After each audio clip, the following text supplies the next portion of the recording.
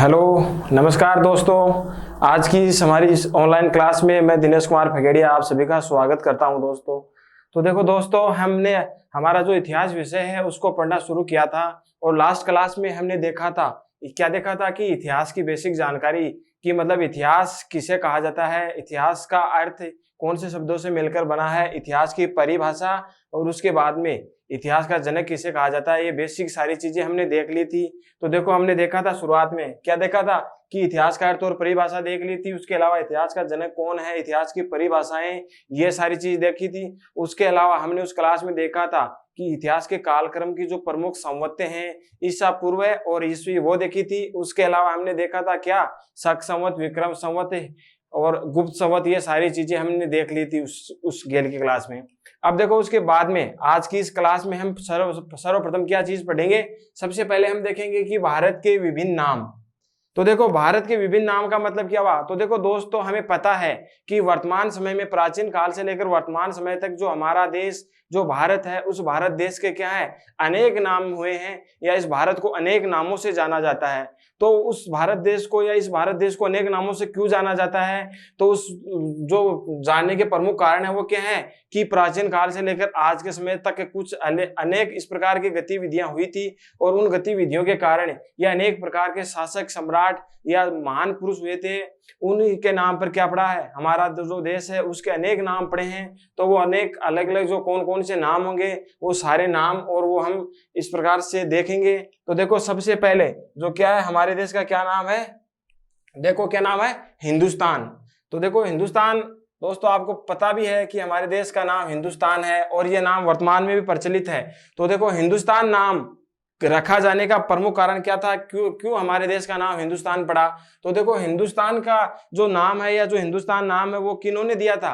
देखो, हिंदुस्तान नाम है वो किन्होंने दिया था, ईरानियों के द्वारा। ईरानियों ने या ईरानियों के द्वारा भारत को सर्वप्रथम हिंदुस्तान कहा गया था, या हिंदुस्तान शब्द है वो ईरानियों की ही देन मानी जाती है। अब ये देन क्यों मानी जाती है, क्योंकि देखो, प्राचीन काल में हमारा जो भारत देश है उसका उत्तर पश्चिमी जो भाग है, देखो उत्तर पश्चिमी भाग है, और उस उत्तर पश्चिमी भाग में क्या होता था, देखो ये हमारे जो भारत देश का जो नक्शा है, उस नक्शे के आधार पर हम देखें कि जो उत्तर पूर्व का जो भाग है, मतलब जो उत्तर पश्चिम का भाग, उत्तर पश्चिम में क्या होता था, एक जो सबसे प्राचीन नदी मानी जाती है, क्या, सिंधु नदी का प्रवाह क्षेत्र था। और इसी प्रवाह क्षेत्र के आधार पर ईरानियों ने क्या हुआ, ईरानी सर्वप्रथम भारत में आए, तो उन्होंने क्या, सिंधु नदी को देखा, और सिंधु नदी को देखने के बाद में उन्होंने क्या किया कि उच्चारण के आधार पे उन्होंने जो शब्द है, उस शब्द को क्या उच्चारण करते थे, है शब्द का उच्चारण करते थे। और इसी है के आधार पर उन्होंने सिंधु को क्या कहा, उन्होंने सिंधु नदी को हिंदू नदी के नाम से उच्चारित किया, और इसी हिंदू नदी के नाम पर फिर उन्होंने क्या किया कि हिंदू को जातिवाचक शब्द के उच्चारण के आधार पर क्या किया कि इसको किस नाम से पुकारा, हिंदुस्तान नाम से पुकारा। और हिंदुस्तान नाम से पुकार कर यहाँ पे जो हिंदुस्तान में जो निवासी रहते थे उनको क्या कहा, हिंदू या हिंदुस्तान के निवासी कहा। और इस प्रकार से हम कह सकते हैं कि जो भारत का जो प्राचीन नाम है वो हिंदुस्तान है, वो किसकी देन मानी जाती है, ईरानियों की देन मानी जाती है। और ईरानियों ने सिंधु नदी का जो प्रवाह क्षेत्र था उसी के आधार पर सिंधु को सबसे पहले है के आधार पर उच्चारित करते हुए इसको हिंदू बोला, और हिंदू के आधार पर फिर इन्होंने क्या किया, भारत को हिंदुस्तान नाम दिया। तो इस प्रकार से देखो, हमने देखा कि भारत का पहला नाम क्या है, हिंदुस्तान नाम था, और वो हिंदुस्तान नाम ईरानियों की देन मानी जाती है। उसका कारण था सिंधु नदी का जो क्षेत्र था उसी में वो हिंदू ईरानी आए थे, और उन्होंने सिंधु को उच्चारण के आधार पे स को है करते थे, और उसी के आधार पर उन्होंने क्या कहा, हिंदू शब्द दिया, और उसी से हिंदुस्तान शब्द है उसकी उत्पत्ति हुई। तो देखो, ये पहला नाम हिंदुस्तान हो गया। अब उसके बाद में दोस्तों देखते हैं कि उसके बाद में भारत का अगला नाम क्या है, इंडिया। तो देखो, इंडिया नाम है वो पता भी है आपको कि इंडिया नाम है वो चल रहा है भारत का। तो देखो, अभी इंडिया नाम है वो इंडिया नाम क्यों आया, तो देखो इंडिया नाम है वो किसकी देन मानी जाती है, तो देखो इंडिया है वो क्या है, इंडिया नामकरण या इंडिया जो नाम दिया गया था वो किसके द्वारा दिया गया था? यूनानियों के द्वारा, क्योंकि यूनानी भारत में आए थे और उन्होंने आने के बाद में वो ही जैसे ईरानियों की तरह यूनानी भारत में आए और भारत के जो उत्तर पश्चिम की जो सबसे प्रमुख नदी मानी जाती है सिंधु नदी, उसी सिंधु नदी के प्रवाह क्षेत्र को देखा उन्होंने। और देखने के बाद में उन्होंने क्या किया कि जो सिंधु नदी थी ना, सिंधु नदी को इन्होंने क्या कहा? सिंधु नदी को इन्होंने ईडस नाम से पुकारा। सिंधु नदी को इन्होंने ईडस नाम से पुकारा और इसी ईडस के आधार पे फिर इन्होंने क्या किया कि जो भारत था उसको क्या नाम दिया? इंडिया नाम दिया। और उसी के कारण फिर आज तक या उसी काल से लेकर आज तक भारत का क्या नाम माना जाता है? इंडिया नाम से भी संबोधित किया जाता है। तो देखो इंडिया नाम है वो किसकी देन मानी जाती है?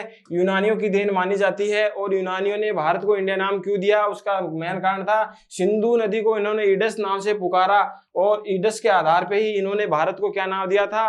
इंडिया नाम दिया था। तो देखो ये दूसरा नाम हो गया इंडिया। अब उसके बाद में अगला देखो क्या है? आर्यावर्त। अब देखो आर्यावर्त है वो कौन सा माना जाता है?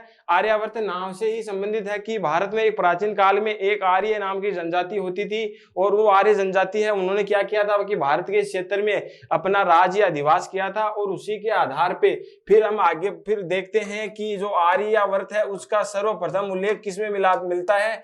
पुराणों में। पुराणों में क्या मिलता है? भारत का जो नाम है वो क्या मिलता है? आर्यावर्त। आर्यावर्त मिलता है। और अब देखो पुराणों में आर्यावर्त मिलने से क्या माना जाता है कि उसमें कैसे कि उसमें देखो उल्लेख है कि उत्तर में क्या है कि यहाँ पे उत्तर में तो क्या है?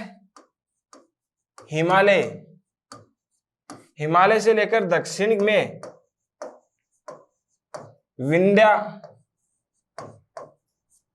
विंध्याचल की पहाड़ी और फिर पश्चिम में क्या है? पश्चिम में वही क्या? सिंधु नदी। सिंधु नदी से लेकर पूर्व में क्या है कि गंडक या सादा नीरा नदी जो क्या है? बिहार में। गंडक या सादा नदी बिहार में। तो देखो आर्यावर्त पुराणों में क्या माना जाता है? कौन से क्षेत्र को माना जाता है? इन्होंने कहा कि उत्तर में हिमालय से लेकर पूर्व में और विंध्याचल वाला जो ये क्षेत्र है ना, इस क्षेत्र को आर्यों का क्षेत्र होने के कारण पुराणों में इसको क्या माना जाता है? आर्यावर्त। आर्यावर्त और आर्यों का जहां पे अर्थात आर्यावर्त का मतलब जहां पे आर्यों ने निवास किया था उसी को आर्यावर्त कहा जाता है। और इस आर्यावर्त को पुराणों में ही इसको आर्यावर्त नाम दिया गया है। तो इसी आधार पर देखो दोस्तों हम मान सकते हैं कि भारत का जो आर्यावर्त नाम था वो किसमें मिलता है? हमें पुराण ग्रंथ में मिलता है कि आर्यावर्त भी भारत का ही नाम है। और यहाँ पे जो ये क्षेत्र था इसी क्षेत्र में आर्यावर्त क्षेत्र माना जाता है। तो देखो ये आर्यावर्त हो गया। अब उसके बाद में देखो अगला क्या है? भारत नाम। तो देखो भारत नाम है वो भारत का पढ़ने के पीछे भी एक दो कारण माने जाते हैं। तो देखो कौन से कारण माने जाते हैं? एक तो देखो हमने देखा था कि एक भरत जन था।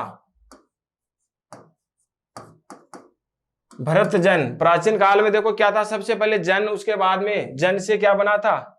जन से पहला जो था वो जन तो क्या होता था? एक कबीला होता था। और जन के बाद में उससे क्या बना? जनपद। और इन दोनों का फिर विशाल रूप क्या बना था? महाजनपद। महाजनपद। तो देखो इसमें एक विशाल या सुदृढ़ जन माना जाता है क्या? भरत जन। और इसी भरत जन के आधार पर ही भारत का क्या नाम पड़ा था? भारत पड़ा था भरत जन के आधार पर। और एक दूसरा जो भारत का नाम था वो नाम पड़ने के पीछे क्या माना जाता है कि यहाँ पे क्या था? एक महान शासक माना जाता है भरत। पौरव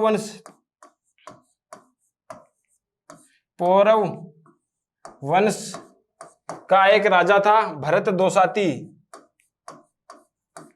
भरत दोसाती। देखो पौरव वंश का एक राजा था भरत दोसाती, एक महान राजा माना जाता है। और इसी महान राजा भरत दोसाती के नाम पर क्या पड़ा? भारत का नाम भारत नाम पड़ा था। तो देखो भारत नाम पढ़ने के पीछे क्या हो गया? भरत जो जन था उस जन के आधार पे दूसरा पौरव वंश का एक महान शासक माना जाता है भरत दोसाती।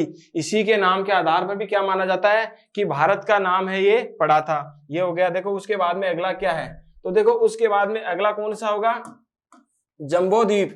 अब देखो जंबो द्वीप है, ये किसको माना जाता है, भारत को ही माना जाता है। और इसका उल्लेख कहां पे मिलता है, देखो इसका उल्लेख मिलता है बौद्ध द्वीप। बौद्ध द्वीप में क्या मिलता है, भरतजन। जो जंबो द्वीप है या बौद्ध द्वीप ये है, इसका उल्लेख किस में मिलेगा, बौद्ध ग्रंथों में।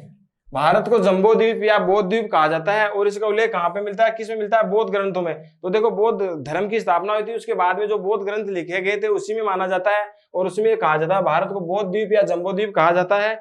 और इसका उल्लेख किस में मिलता है, बौद्ध ग्रंथों में मिलता है। तो देखो ये भारत का नाम हो गया। तो देखो दोस्तों हमने क्या देखा था शुरुआत में, हमने देखा है कि सबसे पहले भारत का नामकरण। तो भारत का नामकरण है उसमें अनेक नाम प्रचलित है और उसमें हमने पहला देखा था, क्या देखा था, हिंदुस्तान। और हिंदुस्तान क्या हुआ था, यूनानियों के द्वारा भारत को हिंदुस्तान नाम दिया गया था। उसके अलावा इंडिया, और इंडिया नाम किसके द्वारा दिया गया था, यूनानियों के द्वारा दिया गया था। उसके बाद में भारत नाम था और भारत नाम के पीछे दो कारण थे, एक तो भरतजन था, उसके अलावा दोसाती वंश का एक राजा था वो दोसाती भरतजन का, उन्होंने क्या दिया था, भारत को भारत नाम दिया था। और उसके अलावा एक जंबो द्वीप भी भारत का नाम है, उसका उल्लेख हमें बौद्ध ग्रंथों में मिलता है। उसी के आधार पर भारत को जंबो द्वीप या बौद्ध द्वीप भी कहा जाता है। तो ये तो देखो हो गया भारत का नामकरण। तो देखो हमने भारत का जो नामकरण है वो पढ़ लिया। अब उसके बाद में हम आगे अध्ययन करेंगे, क्या अध्ययन करेंगे कि जो इतिहास है उसका कालक्रम क्या है। इतिहास का कालक्रम प्राचीन काल से लेकर आज तक का जो इतिहास है उस इतिहास को हम अध्ययन की दृष्टि से या चाहे साहित्यिक स्रोतों के आधार पे या उसके अलावा जो प्राचीन मानव है उसके रहन सहन खान पान या उसके पाषाण उपकरणों के आधार पर जो इतिहास का कालक्रम है जो कई लाख साल कई हजार सालों पुराना माना जाता है, कई लाखों साल पुराना माना जाता है, वहां से लेकर आज तक का जो कालक्रम है उस कालक्रम को हम देखेंगे और पढ़ने का प्रयास करेंगे। तो देखो अगला क्या होगा, अब देखेंगे हम यहाँ पे कि इतिहास का कालक्रम, जो इतिहास का कालक्रम है वो किस प्रकार से है। तो देखो इतिहास का जो कालक्रम है उसमें हमसे सबसे पहले देखने का प्रयास करेंगे ऐतिहासिक स्रोत व लेखन कला के आधार पर कि भाई जो इतिहास का जो कालक्रम है वो किस प्रकार से हम विभाजित करते हैं। देखो कोई भी चीज होती है उसको हम अध्ययन के हिसाब से या पढ़ने के लिए क्या करते हैं, उसको अपनी अध्ययन की सुविधा के अनुसार क्या करते हैं, हम विभाजित कर लेते हैं। तो उसी प्रकार से जो इतिहास है उसका जो कालक्रम है ना, उस कालक्रम को हम क्या करेंगे कि देखो यहाँ पे 3 भागों में हम विभाजित करेंगे और विभाजित करने के बाद में इसमें हम सबसे पहले पढ़ने का प्रयास करेंगे कि इसमें क्या क्या अंतर है या कुछ इसमें जो भी विभिन्नताएं हैं वो क्या है। तो देखो सबसे पहले तो हम देखेंगे इतिहास का कालक्रम वो क्या है, ऐतिहासिक स्रोतों के आधार पे। ऐतिहासिक स्रोत या लेखन कला, ऐतिहासिक स्रोत या लेखन कला क्या हो गई कि प्राचीन काल में लेखन कला का आविष्कार कब हुआ और कब से मनुष्य ने लिखना प्रारंभ किया। और साहित्यिक या ऐतिहासिक स्रोत, ऐतिहासिक स्रोत क्या होते हैं, देखो हमने पढ़ा था कि ऐतिहासिक स्रोत वही होते हैं जैसे कोई भी किसी काल की कोई भी घटना होती है, उस घटना को जानने के लिए हमारे पास कुछ ऐतिहासिक या विश्वसनीय एविडेंस होने चाहिए, वो तथ्य होने चाहिए ताकि उन तथ्यों के आधार पर हम ये सिद्ध कर सके कि ये घटना या जो भी कुछ घटना हुई है या वो उसी काल की ही होती है। उसको सार्थक सिद्ध करने के लिए या उसकी विश्वसनीयता के लिए जो सबूत या जो स्रोत होते हैं वो क्या होते हैं, ऐतिहासिक स्रोत माने जाते हैं। तो अब देखो हम देखेंगे कि ऐतिहासिक स्रोत लेखन कला के आधार पर इतिहास का कालक्रम हम क्या करेंगे, 3 भागों में विभाजित करेंगे। तो देखो 3 भागों में विभाजित करेंगे। तो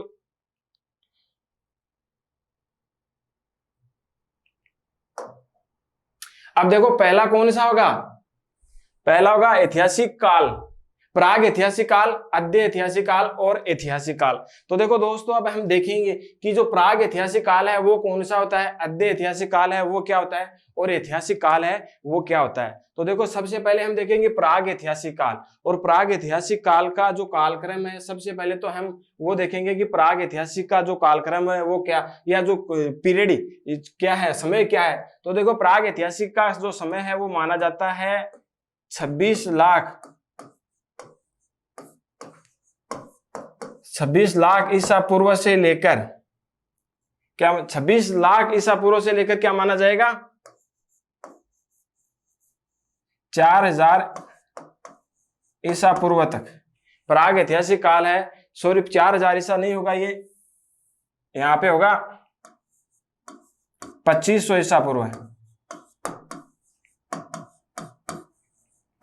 तो देखो प्राग ऐतिहासिक है, प्राग ऐतिहासिक काल है, उसका कालक्रम क्या होगा, 26 लाख ईसा पूर्व से लेकर 2500 ईसा पूर्व तक का जो भी समय है, 26 लाख ईसा पूर्व से लेकर 26 लाख ईसा पूर्व से लेकर 2500 ईसा पूर्व तक का जो भी समय है वो क्या होगा, प्राग ऐतिहासिक काल के अंतर्गत ही आएगा। तो देखो प्राग ऐतिहासिक काल के अंतर्गत, अब प्राग ऐतिहासिक काल किसे कहते हैं और प्राग ऐतिहासिक काल की प्रमुख विशेषता क्या है वो हम देखते हैं। देखो तो प्राग ऐतिहासिक काल क्या होगा, इतिहास का वह कालक्रम या वह समय अवधि जिस काल को जानने के लिए क्या हो, हमारे पास साहित्यिक स्रोत नहीं हो, अर्थात जिस काल को जानने के लिए हमारे पास सिर्फ क्या हो, पाषाण उपकरण,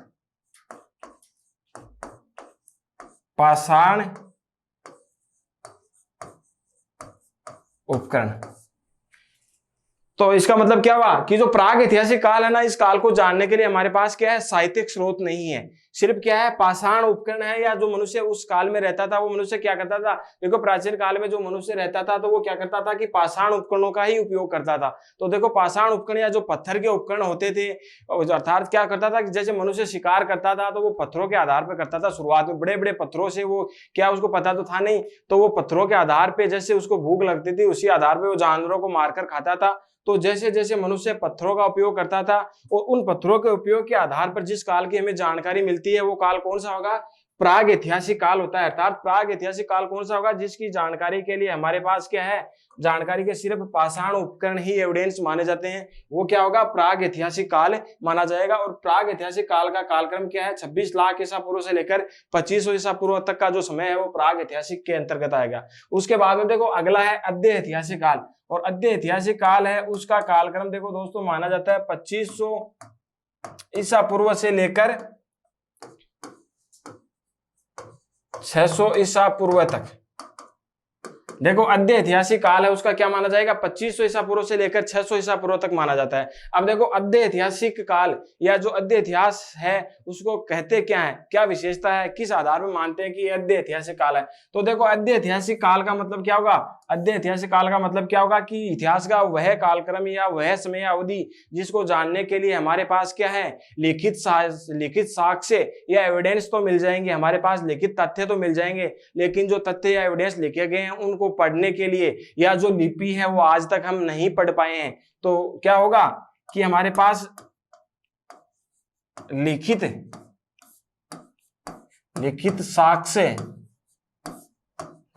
साक्ष्य तो है, लेकिन जो लिपि है वह अभी तक हम पढ़ नहीं पाए हैं। तो क्या हुआ कि जो अद्य ऐतिहासिक काल है उसमें हमारे पास लिखित साक्ष्य तो मिल जाएंगे, लेकिन जो लिखित साक्ष्य हैं उन लिखित साक्ष्यों को क्या है, हम पढ़ नहीं पाए हैं कि कौन सी लिपि में यह साक्ष्य लिखा गया है। तो इस काल के आधार पर हम जो लिखित साक्ष्य हैं उनको पढ़ नहीं पाए हैं, और उस काल को हम किस में मानेंगे, अद्य ऐतिहासिक काल में मान सकते हैं। और अद्य ऐतिहासिक काल में क्या होगा कि इसकी समय अवधि है वो 2500 से लेकर क्या है, 600 ईसा पूर्व है। तो देखो अब दोस्तों अद्य ऐतिहासिक काल है उसमें 2500 से लेकर हमने जो देखो हम पढ़े भी हैं, तो इसमें देखो कौन सा क्या घटना शामिल होगी,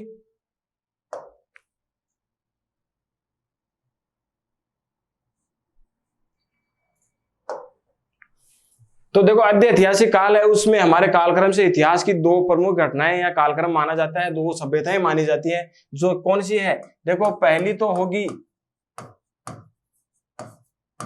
सिंधु घाटी सभ्यता, सिंधु घाटी सभ्यता है वो इसी प्राग अद्य ऐतिहासिक काल के अंतर्गत आती है, सिंधु घाटी सभ्यता है। और इसी सिंधु घाटी सभ्यता के कालक्रम में अनेक विद्वानों या अनेक इतिहासकारों के मध्य मतभेद है, कोई इसको 2500 से मानता है, कोई इसको 2600 से मानता है, कोई 3000 से मानता है, वो सारी चीजें हम आगे देखेंगे। तो देखो अद्य इतिहास के कालक्रम में एक तो आती है सबसे पहले सिंधु घाटी सभ्यता, इसका बेसिकली कालक्रम हम मान सकते हैं 2500 ईसा पूर्व से लेकर 1500 ईसा पूर्व तक, 2500 से 1500 ईसा पूर्व तक तो इसका कालक्रम हम मान सकते हैं। उसके बाद में देखो दूसरी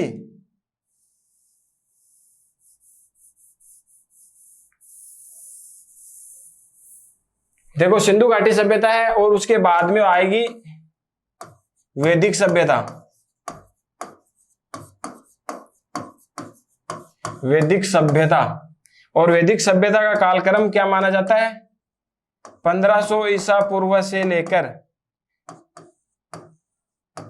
600 ईसा पूर्व तक, 1500 ईसा पूर्व से लेकर 600 ईसा पूर्व तक वैदिक सभ्यता का कालक्रम माना जाता है। और वैदिक सभ्यता को अद्य इतिहास के अंतर्गत ही क्या करते हैं, हम पढ़ते हैं। तो देखो वैदिक सभ्यता हो गई, और उसके बाद में 600 ईसा पूर्व के मध्य क्या होता है कि इतिहास के कालक्रम में एक महत्वपूर्ण घटना होती है, और इसी समय क्या होता है कि बौद्ध और जैन धर्म की स्थापना होती है, और महान विद्वानों के द्वारा फिर ऐतिहासिक कालक्रम की शुरुआत होती है। और उसके बाद की जो घटनाएं हैं, उस घटनाओं को हमारे पास पढ़ने के लिए एविडेंस है, जिस लिपि में लिखे गए हैं वो क्या करते हैं, हम उसको पढ़ सकते हैं। तो वो कौन सा होगा, वो कौन से कालक्रम में आएगा, तो देखो वो देखते हैं फिर हम।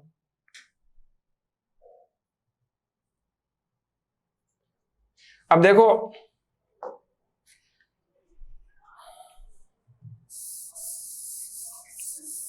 अब अगला होगा ऐतिहासिक कालक्रम।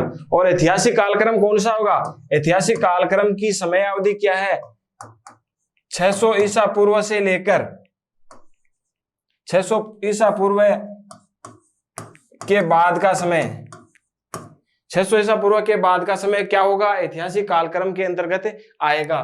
तो देखो ऐतिहासिक कालक्रम क्या होता है, ऐतिहासिक कालक्रम वह कहलाता है कि इतिहास या ऐतिहासिक कालक्रम की वह घटना जिसको जानने के लिए हमारे पास क्या हो, पुरातात्विक स्रोतों के साथ साथ साहित्यिक स्रोत भी हमें इस काल की जानकारी के प्रमुख स्रोतों के रूप में देखने को मिलते हैं। अर्थात क्या होगा कि 600 ईसा पूर्व के बाद की जो भी कोई भी घटना थी, उस घटना को जानने के लिए हमारे पास क्या है, साहित्यिक स्रोत मिलते हैं। साहित्यिक स्रोतों में क्या होगा कि देखो 600 ईस्वी के आसपास बौद्ध धर्म और जैन धर्म की स्थापना होती है, और उसके बाद में हमारे पास अनेक बौद्ध और जैन जो ग्रंथ हैं उनकी रचनाएं मिलती हैं, और उन रचनाओं के आधार पर क्या करते हैं, हम इस काल की जानकारी मिलते हैं। तो देखो मतलब क्या हुआ ऐतिहासिक कालक्रम का, ऐतिहासिक कालक्रम का मतलब ये हुआ कि इस काल को जानने के लिए हमारे पास क्या है, साहित्यिक स्रोत भी जानने के लिए मिलेंगे, एविडेंस के तौर पर पुरातात्विक स्रोतों के साथ साथ साहित्यिक स्रोतों में मिलेंगे। क्योंकि पुरातात्विक स्रोतों में तो हमने पढ़ा था, क्या पढ़ा था कि जो भी प्राचीन काल को जानने के लिए हमारे पास प्राचीन भवन, स्मारक, नदी, स्नानागार आदि ये जो सारी चीजें हैं, इसी के आधार पर तो पुरातात्विक हो गए। साहित्यिक स्रोतों के आधार पर इस काल की क्या होती है, ऐतिहासिकता स्पष्ट होती है, और इसी के आधार पर इस काल को क्या मानते हैं, ऐतिहासिक काल मानते हैं। तो देखो दोस्तों हमने क्या पढ़ा था इसमें, इस काल में हमने देख लिया कि जो इतिहास का कालक्रम हुआ ऐतिहासिक स्रोत व लेखन कला के आधार पर, तो ये कालक्रम हो गया। इसको हमने 3 भागों में पढ़ लिया, प्राग ऐतिहासिक, अद्य ऐतिहासिक और ऐतिहासिक कालक्रम, ये हो गया। उसके बाद में फिर देखो आगे देखते हैं हम, और आगे फिर देखो क्या देखेंगे कि इतिहास का एक कालक्रम और है, और उसमें क्या होगा कि देखो ये होगा कि पाषाण उपखंड, रहन सहन व सृजनात्मक उपलब्धियों के आधार पर इतिहास का कालक्रम क्या होगा। देखो पाषाण उपकरण हो गया, रहन सहन या सृजनात्मक उपलब्धियों के आधार पर। पाषाण उपकरण का मतलब क्या हुआ कि इतिहास का वह कालक्रम जिसको जानने के लिए सिर्फ हमारे पास क्या है, पाषाण उपकरण या जो पत्थर के उपकरण या उस समय की तत्कालीन समय के जो मनुष्य था उसके जीवन, उसके रहन सहन, खान पान या उसकी गतिविधियों के आधार पर ही सिर्फ हमें जानकारी मिलती है, वो क्या होगी, इसी काल में मानी जाएगी। और उसी के आधार पर हम जिस काल की जानकारी मिलते हैं उसको क्या करेंगे, हम पाषाण उपकरण के आधार पर मानेंगे। अब देखो इसी में क्या होगा, इसी में हम देखते हैं कि पुरापाषाण काल, मध्य पाषाण काल और नवपाषाण काल, इतिहास के ये 3 काल हैं, ये 3 काल हो जाएंगे। तो देखो हमने शुरुआत में अभी देखा था कि प्राग ऐतिहासिक, अद्य ऐतिहासिक और ऐतिहासिक कालक्रम। तो ये देखो जो नवपाषाण काल, ये सारी चीजें हैं, ये किस में होगी, अगर हम बेसिकली देखा जाए तो ये सारे तीनों भाग है ना, वो किस में आएंगे, प्राग ऐतिहासिक कालक्रम है ना, उसी के भाग माने जाएंगे। कि जो वह कालक्रम जिसको जानने के लिए सिर्फ हमारे पास क्या पाषाण उपकरण ही उसके एविडेंस के तौर पर मिलेंगे, तो वो क्या होंगे, पाषाण उपकरण ही माने जाएंगे। तो देखो अब इसमें हम देखेंगे कि पूरा पाषाण काल है, तो पूरा पाषाण काल है, पहले तो इसका कालक्रम देखेंगे। तो देखो पूरा पाषाण काल है, इस पूरा पाषाण काल है, इसकी समय अवधि क्या होगी, देखो इसकी समय अवधि होगी 26 लाख ईसा पूर्व से लेकर 9000 ईसा पूर्व तक। पूरा पाषाण काल का कालक्रम क्या होगा, 26 लाख से 9000, और इसका कालक्रम होगा 9000 से 4000 ईसा पूर्व है ये। और नवपाषाण काल है, उसका कालक्रम क्या होगा, 4000 ईसा पूर्व से लेकर 2500 ईसा पूर्व तक। ये इसका कालक्रम हो गया। तो देखो कालक्रम मतलब इसकी समय अवधि ये हो गई कि पुरापाषाण इस काल में माना जाता है, मध्य पाषाण काल और नवपाषाण काल। अब देखो दोस्तों, हमने देखा था कि ये किस प्रकार से विभाजित या किस आधार पर किया था, पाषाण उपकरणों के आधार पर। तो देखो इसमें पाषाण उपकरणों के आधार पर कैसे होगा, तो देखो इसमें हम देख लेंगे कि पुरापाषाण काल, मध्य पाषाण काल और नवपाषाण काल। अब इसका कालक्रम हमने देख लिया, और अब इसके बाद में ये कालक्रम क्या होता है, इसको किस प्रकार से विभाजित किया जाता है और इसको क्यों विभाजित किया गया था। तो देखो इसमें ये हुआ था कि मनुष्य ने जैसे शुरुआत से लेकर रहन सहन शुरू किया गया था, और मनुष्य जैसे जैसे अपना जीवन है उसमें विकास करता गया, उसी के आधार पर हमने इसको विभाजित कर दिया गया। तो इन तीनों का कालक्रम ये हो गया, पुरापाषाण काल, मध्य और नवपाषाण काल। तो देखो दोस्तों, अब ये जो पुरापाषाण, मध्य और नवपाषाण काल है, इस जो ये काल है इसकी सारी अभी क्या करेंगे हम कि इनको एक एक करके बेसिकली या इसको सिर्फ डीपली पढ़ने का प्रयास करेंगे, और इसको विस्तार से जानेंगे हम कि कौन सा काल में क्या था, इस काल की उपलब्धि क्या है, पुरापाषाण की क्या है, मध्य पाषाण क्या है और नवपाषाण क्या है, और मनुष्य प्राचीन काल से लेकर किस प्रकार से मनुष्य का उद्विकास हुआ था, मनुष्य ने किस प्रकार से रहना खाना पीना शुरू किया, किस प्रकार से अपना जीवन स्थापित किया था, वो सारी चीजें क्या करेंगे हम इसमें पढ़ने का प्रयास करेंगे। तो देखो दोस्तों, आज ने हमने अपनी इस क्लास में क्या देखा, सबसे पहले तो हमने देखा भारत का नामकरण, भारत के जो प्रमुख नाम थे वो, उसके बाद में इतिहास का कालक्रम, और इतिहास का कालक्रम है उसको हमने देखा था साहित्यिक स्रोतों के आधार पे, उसके बाद में पाषाण उपकरणों के आधार पर, वो हमने देख लिया था। अब आगे की जो ये है इसके बाद में, इसके लिए हम अगली क्लास में इसका विस्तार से अध्ययन करेंगे, ये सारा क्या है। धन्यवाद दोस्तों, मिलेंगे अगली क्लास में।